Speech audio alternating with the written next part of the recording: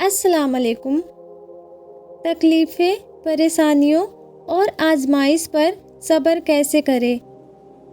परेशानी और तकलीफ़ें तो ज़िंदगी का हिस्सा है, ये तो आती ही रहेंगी, लेकिन इनका सामना कैसे किया जाए, क्योंकि इनकी वजह से इंसान ज़हनी तौर पर बीमार हो जाता है, जिसकी वजह से पूरा जिस्म इस दर्द का शिकार होता है।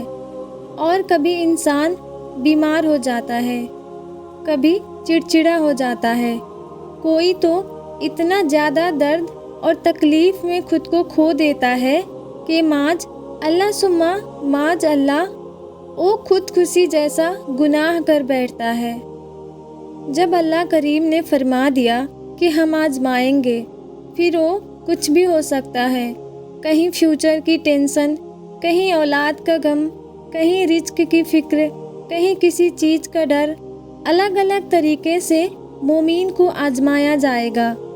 उसके बाद मेरे रब ने छोटी सी आयत फरमाकर सब मुश्किलें, तकलीफ़ें आसान कर दी कि सब्र करने वालों को खुशखबरी सुना दो। सुभान अल्लाह।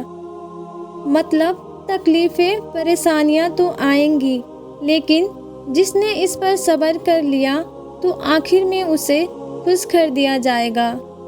तो देखें, परेशानियां और मुश्किलें तो ज़िंदगी में आएंगी। एक और हदीस का मफ़हूम है, अल्लाह ज़्यादा मुश्किलों, आजमाइशों, तकलीफ़ों से उन्हें ही आजमाता है जिनसे वो मोहब्बत फरमाता है। सुभान अल्लाह। ये बात कोई छोटी मोटी बात नहीं, बल्कि रब का अपने बंदों से मोहब्बत करना। हमें तो रोना आ जाना चाहिए ये सुनते ही कि मेरा रब मुझसे मोहब्बत फरमा ले। ये एक मोमिन के लिए सबसे बड़ी कामयाबी है।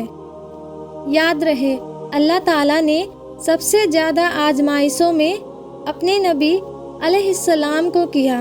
वल्लाही मसला ये आता है, हमें सब पता होता है, लेकिन सब्र नहीं कर पाते हैं। इसकी सबसे बड़ी वजह अल्लाह से दूरी है।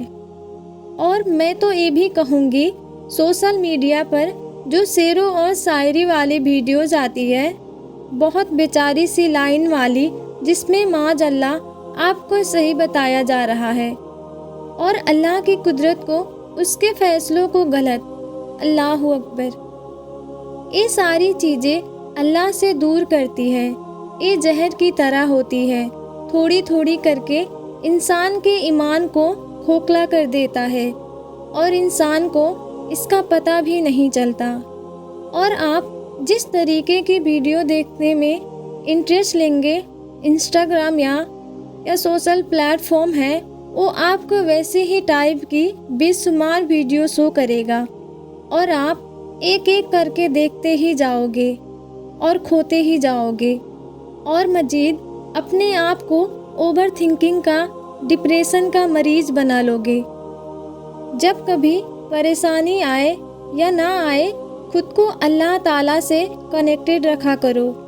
यकीन कीजिए, इसके अलावा आपके दर्द की कोई दवा नहीं है। अपने आप को सबसे पहले स्ट्रिक्टली वार्न कीजिए, कुछ भी हो मुझे एक भी नमाज नहीं छोड़नी। नमाज नहीं छोड़नी मतलब नहीं छोड़नी। अपनी ज़ुबान को जिक्र से तरबतर कर लीजिए। इस तरीके से उसका जिक्र करते रहिए।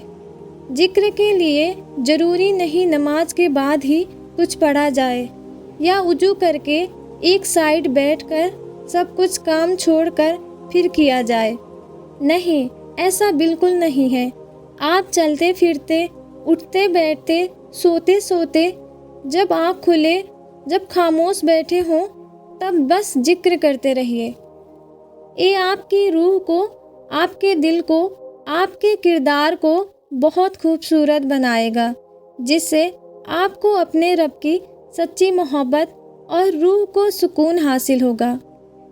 एक और बात, अल्लाह ताला ने फरमाया है, सब्र करने वालों को खुशखबरी सुना दो। अब सब्र किसे कहते हैं? हम सबके सामने रो रो कर अपने हाल बता देते हैं, अपनी तकलीफ़ें बयान कर देते हैं, तो इसे सब्र नहीं कहेंगे। اور ایسے صبر پر خوشخبری نہیں ملتی، کیونکہ یہاں ہم لوگوں کے سامنے مایوسی کا اظہار کر دیتے ہیں، پلس اللہ تعالیٰ کے علاوہ کسی اور پر زیادہ یقین کر لیتے ہیں۔ بے شک اللہ کے سوا کوئی نہیں جو درد کو کم کرے گا یا صبر پر اجر دے، تو کوشش کرے خوبصورتی سے صبر کرنے کی، انشاءاللہ اچھا سے اچھا ملے گا آخر میں۔ توکل رکھے اپنے رب پر، اس رب پر جو آپ سے ایک لمحے کے لیے بھی بے خبر نہیں، جسے نہ اونگ آتی ہے نہ ہی نیند۔ وہ بے شک آزمائشیں سخت لیتا ہے، لیکن بدلے میں اجر ایسے دیتا ہے کہ بندہ اپنی تمام تکلیفوں کو بھول جاتا ہے۔ تو سن لو، اللہ کا وعدہ ہے، ہر مشکل کے ساتھ آسانی ہے، اور یہ وعدہ اللہ کریم نے دو باری کیا ہے۔ امید کرتی ہوں آپ سب کو پڑھ سن کر ضرور کچھ راحت ملی ہوگی۔